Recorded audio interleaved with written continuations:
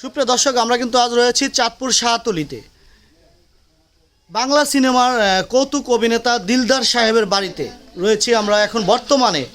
দিলদার সাহেব মারা গিয়েছে, 19 বছর হয়েছে। তো 19তম মৃত্যুবার্ষিকী কিন্তু এখানে পালন করা হয়েছে। আমরা দিলদার সাহেবের গ্রামের বাড়িতে রয়েছি এখন বর্তমানে।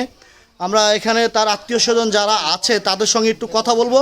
তো দর্শক, আমাদের সঙ্গে থাকুন। আমাদের এই যে ক্যামেরা আমরা ঘুরিয়ে দেখাচ্ছি, এটাই কিন্তু দিলদার সাহেবের জন্মস্থান বাড়ি। কিন্তু তার জন্ম হয়েছে কিন্তু ইন্ডিয়াতে, কিন্তু এটাই তার পৈতৃক বসতভিটা।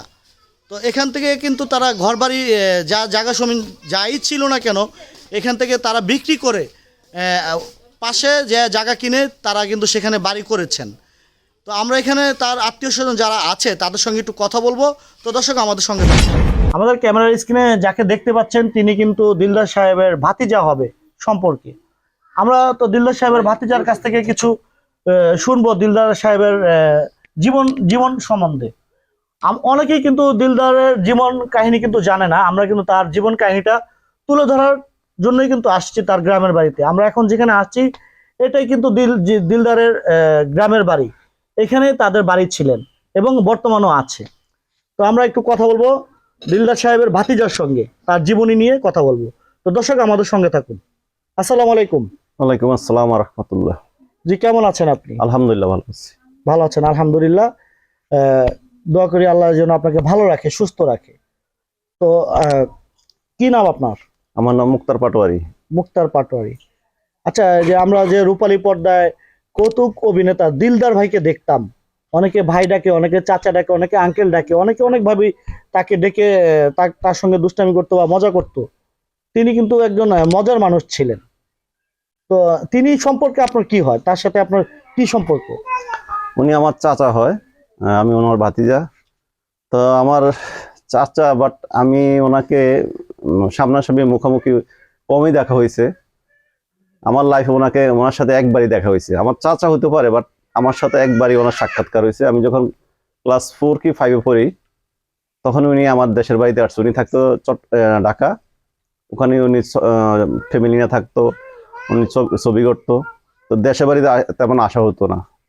আর আমরা ছিলাম চট্টগ্রামে, আমি লেখাপড়া চট্টগ্রামে করছি, ছোট থেকে বড় চট্টগ্রামে হয়েছি। বাড়িতে মাঝে মধ্যে আসতাম।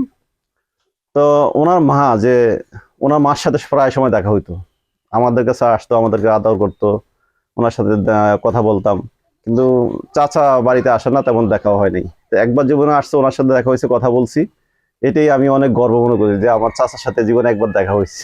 মানে চাচার সঙ্গে ভাতিজার জীবনে একবার দেখা হয়েছে, মানে এটা আসলে অনেকে বিশ্বাস করবে কিনা জানি না। আসলে কিন্তু ঘটনাটা সত্য, তাই না? জি সত্য, কারণ উনি যখন ছাত্র লাইফটা কাটাইছে উনি ইন্ডিয়াতে। হ্যাঁ, ওনার আমার দাদা 3 ভাই ছিল, ওনার বাপ ছিল ইন্ডিয়া ছিল, ওখানে ওনারা লেখাপড়া করছে। পরবর্তীতে উনি বাংলাদেশে এসে চাঁদপুর গণি স্কুল থেকে এসএসসি পাস করেছে। পরবর্তীতে উনি চলচ্চিত্রে ঢুকে গেছে। তো ওনার সাথে ওইভাবে আমাদের দেখা সাক্ষাৎ হয় না। মানে তিনি তো ইন্ডিয়ার আসামে তার জন্ম হয়েছে। তিনি সেখানে লেখাপড়া শেষ করে বাংলাদেশে এসে কি চলচ্চিত্রে ঢুকেছে নাকি না সেখান থেকে বাংলাদেশে এসে তিনি লেখাপড়া শেষ করে চলচ্চিত্রে ঢুকেছে? উনি ওখানেই লেখাপড়া করছে, এসএসসি পাস করে নাই, এসএসসি পরীক্ষা দেয় নাই, বাংলাদেশে এসএসসি পরীক্ষা দিছে। তবে এই ছাত্র জীবনে উনি, আমি যেটুকু শুনতাম, আমরা তো ছোট ছিলাম ওই সময়, উনি স্কুলে যে মঞ্চ নাটক করতো, তারপরে যাত্রা অংশগ্রহণ করতো। এইভাবে ওনার একটা আগ্রহ হয়েছে চলচ্চিত্রের প্রতি, যে আমি এলাকা মানুষকে মুগ্ধ করতো ওনার অভিনয়টা। তো এক পর্যায়ে উনি ঢাকা চলে গেছে। ঢাকা আমি যেটুকু শুনছি, আমরা হয়তো চোখে দেখিনি, চলচ্চিত্রের রাজ্জাক সাহেব, ওনার হাত ধরেই উনি চলচ্চিত্রে গেছে। তো মানে বাংলা চলচ্চিত্রের যে রাজ্জাক নায়ক ছিলেন, উনির হাত ধরেই চলচ্চিত্রে ঢুকা, এটা আমরা শুনেছি। তো এখন ওইভাবে আসলে ওনার সাথে তো আমার ঘনিষ্ঠতা হয় নাই। মানে উনি থাকতো ঢাকা, আমরা থাকতাম চট্টগ্রামে, দেশে বাড়িতে আসা হতো না। তো জীবনে একবার ওনার সাথে আমিও বাড়িতে আসছি, উনিও বাড়িতে আসছে, ওইভাবে দেখা একবারই, যে কোনো ভাবে হোক একবার দেখা হয়েছে। মানে ভাগ্যে ছিল, একবার দেখা হয়েছে। আচ্ছা যাই হোক, দিলদার সাহেব ওনার পরিবারের মানে কতজন সদস্য ছিল, একটু আপনি সেই বিষয়ে যদি বলতেন। হ্যাঁ, আমার চাচি এখনো জীবিত আছে আলহামদুলিল্লাহ। আর আমার দুই চাচাতো বোন, চাচাতো ভাই নাই, দুই চাচাতো বোনের বিয়ে হয়ে গেছে, ওনার ঢাকা থাকে, চাচিও ঢাকা থাকে, ওনার ওখানে সেটেল, ঢাকায় সেটেল।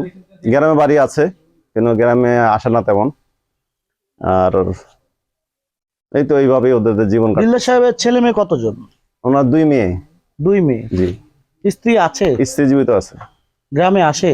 গ্রামে মাঝে মাঝে আসে, ওই যে চাচার মৃত্যুবার্ষিকীর সময় আসে, কিন্তু ওনার দাফন হয়েছে ঢাকায়।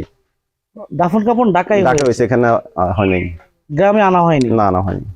আচ্ছা, তো এই বিষয়টা হচ্ছে উনি যখন আপনার চলচ্চিত্রে গিয়েছেন বা উনি একটি সিনেমা দিয়ে কিন্তু অনেকেই বলতেছে বা আমরা যারা গণমাধ্যমে বা অনেকভাবে আমরা জানতে পেরেছি, একটি সিনেমাতে কিন্তু তার ব্যাপক সুনাম হয়েছে।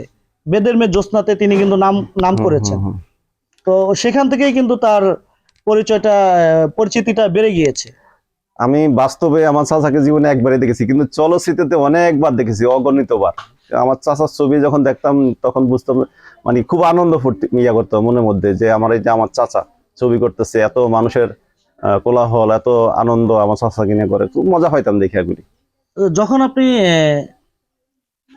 রূপালী পর্দা কি কখনো দেখতে পেরেছেন কিনা? আগের তৎকালীন সময় তো হ্যাঁ, আমি ছাত্র লাইফে ওনার অনেক ছবি দেখছি, যেগুলি এখন বলতে গেলে অনেক কিছু, মানে অনেক ছবি দেখছি ওনার, ছবি একটা মিস দেয় নেই। আমি ওই সময় ছাত্র লাইফের কথা বলতেছি, আমি বেদের মেয়ে জ্যোৎস্না কমলপক্ষে 5-6 বার দেখছি চলচ্চিত্র হলেই, যে ওনার ছবি, ওনার অভিনয়টা দেখার জন্য, খালি ওনার অভিনয়ের জন্য।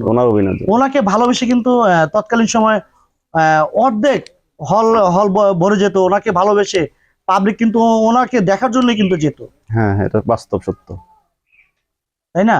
জি। তো আপনি যখন আপনার চাচাকে একটা সিনেমা যখন রিলিজ হতো বা একটি সিনেমাতে একটি হলে যখন ওই সিনেমাটা চলতো, তখন আপনি কি আপনার চাচাকে লক্ষ্য করে যেতেন না? না না, আমি ওই সিনেমার নায়ক নায়িকা কে আছে? না না, উদ্দেশ্য আমার চাচা ছবি একটা মুক্তি পাইছে, চাচা কিরকম অভিনয় করে ওটা দেখার জন্য আসলে হলে যাওয়া ছবি দেখা, এছাড়া অন্য কিছু না। সেটার জন্য মানে হলে যে সিনেমা আপনি দেখতেন? হ্যাঁ হ্যাঁ, ওই জন্য খুব ভালো লাগতো? খুবই ভালো লাগতো। আচ্ছা, তো এখন তো আপনার চাচা নেই, এখন তার সিনেমাগুলো আমরা টেলিভিশনে পুনঃপ্রচার হয়, আমরা এগুলো মাঝে মাঝে দেখি। তো আপনি কি এখন টেলিভিশন দেখেন কিনা? না, এখন আর দেখা হয় না, মানে ওই সময় না এখন সময় ওরকম হয় না, আর দেখাও হয় না, সময় ওরকম হয় না দেখুন। আচ্ছা, দিলদার সাহেব মানুষ হিসেবে কেমন ছিল? মানুষ হিসাবে অত্যন্ত একজন ভালো মানুষ ছিল। গ্রামের ওনার কোনো রকমের কোনো ইয়াত নাই, কোনো খারাপ রিপোর্ট নাই, সবাই ওনাকে ভালোবাসে, যে কেউ ওনার নাম শুনলে ওনাকে বলে যে ভালো একজন মানুষ। কারোর সাথে কোনো বিরোধ ছিল না, এখনো নাই। দিলদার সাহেবের গ্রামের বাড়িতে আমরা এখন যেখানে আছি, এখানে কি ওনার কোনো সম্পত্তি রয়েছে কিনা, আছে কিনা? আমরা তো যতটুকু জানতে পেরেছি উনি এই বাড়িতে সম্পত্তি যা ছিল এগুলো সব বিক্রি করে এসে অন্য আরেক জায়গায় জি জি বাড়ি করেছে। আসলে কতটুকু সত্য? পুরোটাই আপনি যেটা জানেন ওটাই সত্য। ওনার যে সম্পত্তি ছিল এটা আমার দাদার কাছে, মানে আমার দাদা 3 ভাই ছিল, তো দিলদারের বাপ আর আমার দাদা একই ভাই, তো আমার দাদার কাছে উনি বিক্রি করে ওনারা চলে গেছে ওই আর আমাদের বাড়ি থেকে আর পরে 1-1.5 কিলো দূরে, ওখানে যে ওনারা ইয়া করছে, জায়গা কিনছে, ওখানে যে তারা জায়গা কিনে বাড়ি করেছে। যে বাড়ি করেছে। তার মানে এই বাড়িতে তাদের এটা পুরান বাড়ি, ওটা নতুন বাড়ি? জি জি। এই বাড়িতে তাদের কোনো এখন আর সম্পত্তি নেই? না। আচ্ছা, তো শেষ পরিসরে আমরা ভিডিওটা বেশি বড় করব না, ছোট করে দিব। তো শেষ পরিসরে দিলদার সাহেবের উদ্দেশ্যে বা জাতির উদ্দেশ্যে তার জন্য কি বলার আছে আপনার? আমার উদ্দেশ্যে বাংলাদেশের জনগণের কাছে, যে আমার চাচা যেহেতু মৃত্যুবরণ করেছেন, উনি ভালো মন্দ নিয়ে সব মানুষ, তা আমি সবার কাছে দোয়া চাই, আমার চাচা যেন সবাই যেন দোয়া করে, উনি যেন বেশ নসিব করে। আচ্ছা, ধন্যবাদ আপনাকে।